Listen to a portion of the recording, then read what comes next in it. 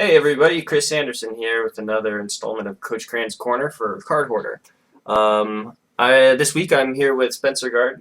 How are you doing, Spencer? I'm doing great. How are you, Chran? Pretty good.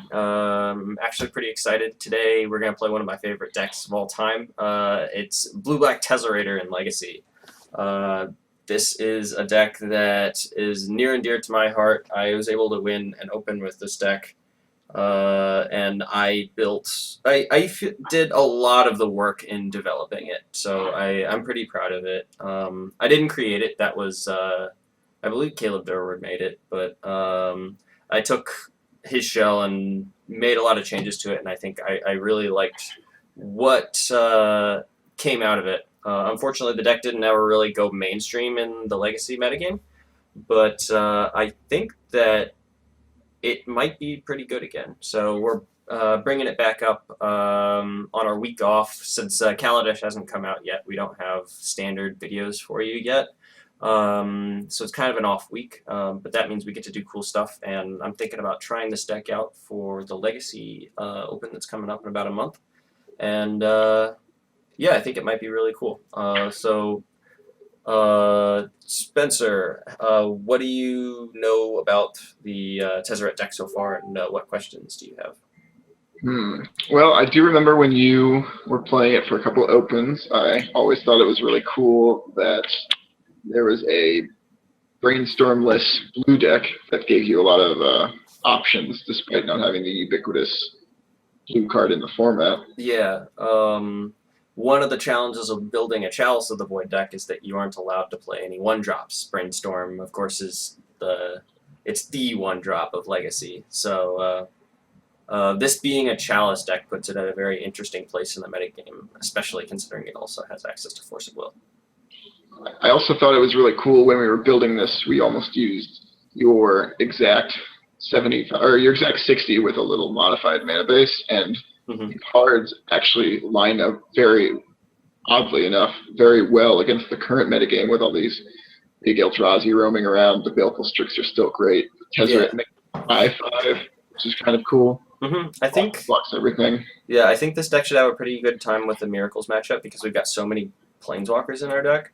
Also, just Chalice is very well positioned again, and this deck, like I said, it is a Chalice deck. It is as good as Chalice of the Void is in the metagame, and right now I think that's pretty good. What this has over something like Eldrazi, which is, I would say Eldrazi is solidly a Tier 1 deck in Legacy these days, is that Chalice of the Void, is that this deck is, it's not to say that Legacy Eldrazi doesn't have play to it, it's just that this deck you have a lot more decisions to make per game. You're interacting with your opponent via Force of Will, you're casting tutors with Transmute Artifact, and you're drawing a bunch of cards with Tezzeret, Jace, Thirst for Knowledge, Baleful Strix, all that kind of stuff, and you've got multiple different game plans that you can adjust to based on what you've drawn and based on what matchup you're playing against. So yeah, let's go ahead and go over what the deck is trying to do at its core.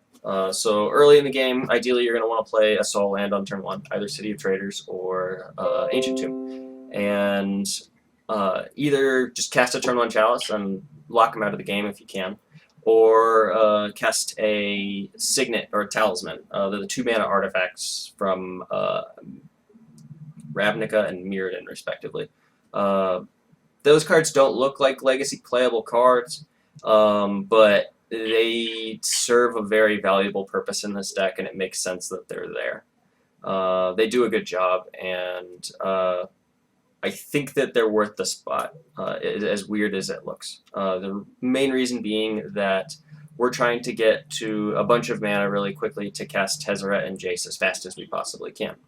Or just get to Thopter Foundry Sword of the Meek plus a critical mass of lands. And having the extra mana, once Thopter Sword has been assembled, is more valuable than any extra cards, like what the Signet or Talisman would have been instead. So yeah, that's... oh yeah, the third game plan, of course, assemble Thopters. And a lot of decks in Legacy actually can't deal with Thopters. It's pretty interesting. Basically, anything that's not combo, if you can Thopter them out, then they are pretty much dead to it unless they can like break it up. But breaking up the Thopter combo is pretty hard to do. So let's move on to the sideboard. Okay, yeah, we've got 3 Lodestone Golems and 2 Vendilion Clicks as kind of like our tempo fish kind of hate bear creatures. Lodestone Golem's pretty big to be a hate bear, but when you're running a bunch of Soul Lands and Talismans, it's really easy to get him out quickly. You put a quick clock on decks like Storm and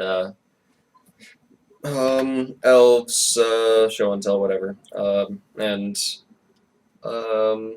just put them out of the game. The Vendilion Clicks, we actually tried looking at Thought-Knot Seers instead in that slot. Since we've got so many colorless lands, it would make sense that Thought-Knot Seer would be pretty good in a deck like this.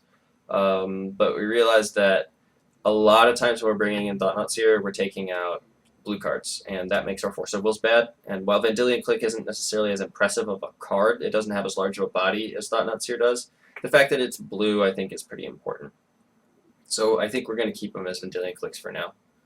Other than that, there's a few bullets for your various decks. Since you're a Transmute Artifact deck, you have access to tutor targets, basically. So we got another Ensnaring Bridge, because I think that card's just great in this metagame. Lots of 5/5s running around, Reality Smashers and Gurmag Anglers. Pithing Needle for like Planeswalkers, whatever, anything that's any activated abilities that are important. Meek Stone for Eldrazi again, other like large creature decks, Teamer Delver if we see that, then Grafdigger's Cage for Graveyard Hate. Got some creature removal, Toxic Deluge, Dismembers, and Damnations, and that's pretty much what we got. So yeah, let's go ahead and try this out in a Legacy League, and hopefully the time will be right for Tezzerator once again.